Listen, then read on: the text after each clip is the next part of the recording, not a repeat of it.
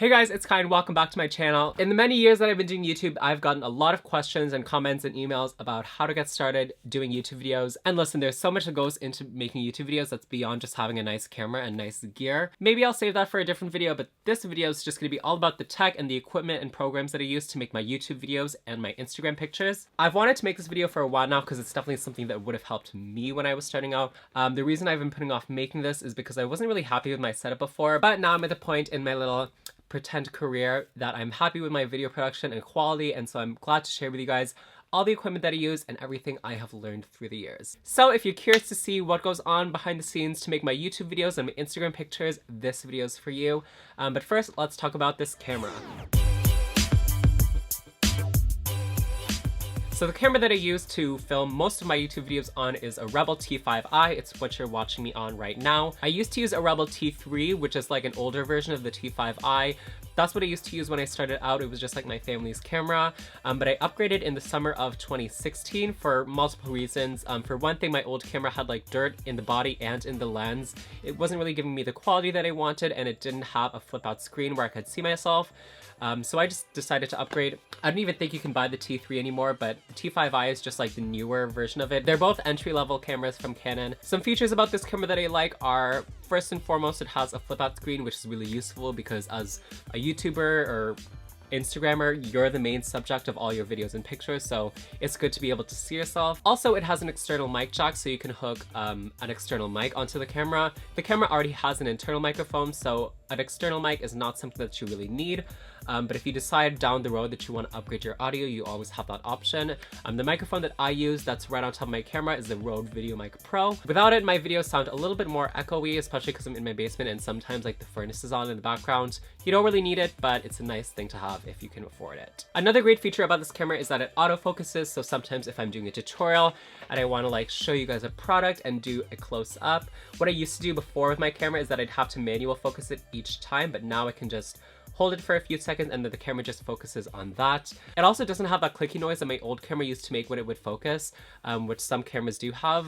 The lens that I'm using, by the way, is just the 18 to 55mm. It's the kit lens that came with it in the box. But I mean, all the features that I mentioned, if you don't have that, there's always a way to work around it. For one thing, if your camera doesn't have a flip-out screen, there is software that comes with this particular camera. It's called EOS Utility. I don't know if they make it for like Nikon cameras or Sony cameras, but I know it's something with the Canon EOS line where you can plug it into your computer and then use your computer as a monitor. Like I have my laptop right beside me right now, and from my laptop I can take pictures, I can control the brightness, I can control the aperture, I can start and stop recording, so it's really useful if I didn't have that flip out screen. And as for the whole autofocus issue, if your camera doesn't have autofocus, you can always just use the manual focus. I mean, at the end of the day, all these features are really just for our convenience to make our lives easier, but you can always just get away with working with what you've got. By the way, I'm like not an expert on like specs and like the technical stuff. Like if you want a technical review, you're gonna have to go somewhere else. But this camera does film in 1080p HD, which is just video resolution that's pretty standard on YouTube. And to edit my videos, I always use Final Cut Pro X, which is a software on the Mac. It's kind of like an upgraded version of iMovie. iMovie comes free on the Mac, so if you're just getting started, iMovie is probably fine because you really just need to drag clips together and use basic transitions. As for my pictures on Instagram and in my thumbnails and on my website, I take them on the same exact camera.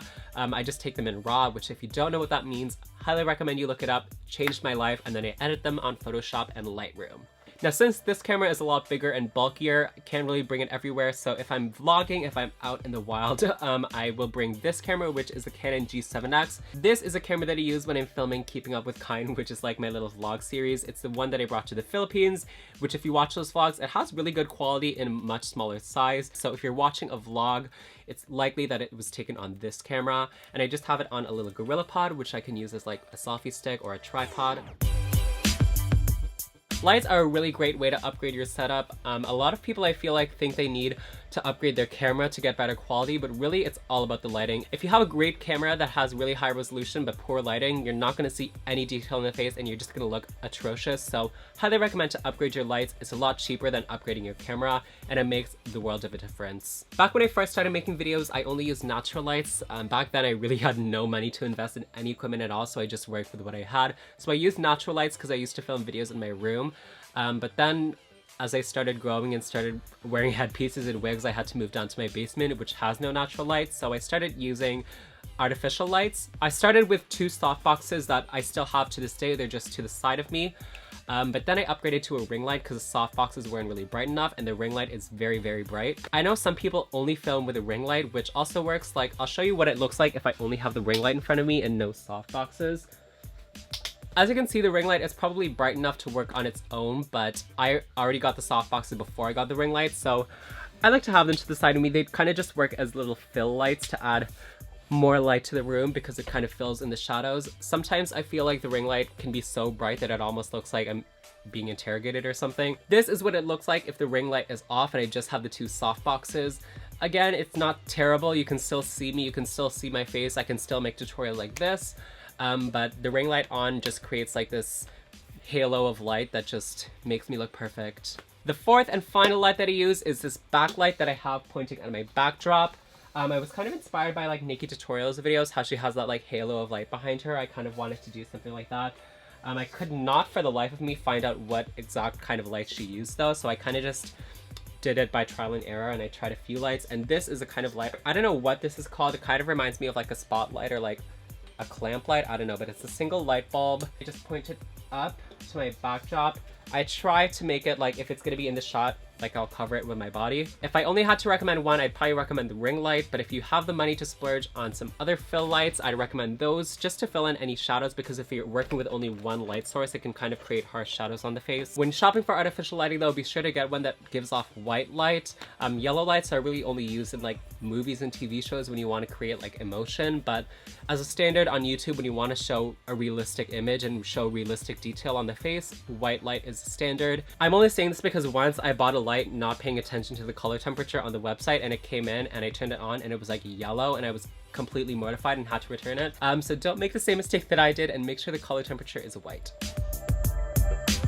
So the backdrop is probably the hardest thing that I've had to upgrade through the years, because I couldn't for the life of me find YouTube videos talking about like backdrop setups and like backdrop lights, because most YouTubers, when they talk about their setup, is really only the camera and the lights. Lots of people don't really have seamless paper backdrops because most YouTubers just like film in their room or their living room or something.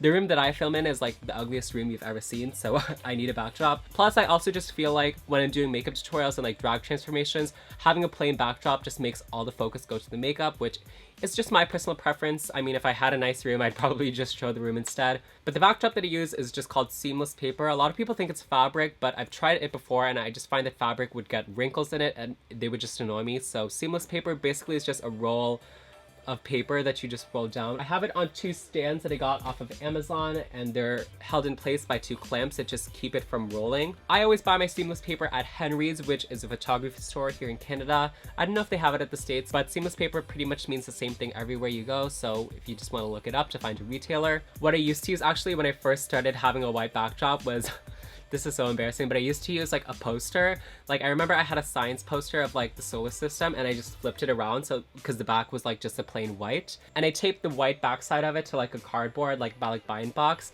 and I would put it in between me and the back of the chair so that when I put my back to the chair, the cardboard would stand up and you'd see the white. It was the most ratchet thing in the world. Anyone who'd walk in would like think it was like so weird. But I mean, when you're on a budget, you just gotta make it work. And I've been very fortunate and blessed to be able to upgrade my system to something remotely professional. I basically use two sizes of seamless paper. There's a 50-inch and a 100-inch. My white backdrop, yellow, and pink are all 50-inch.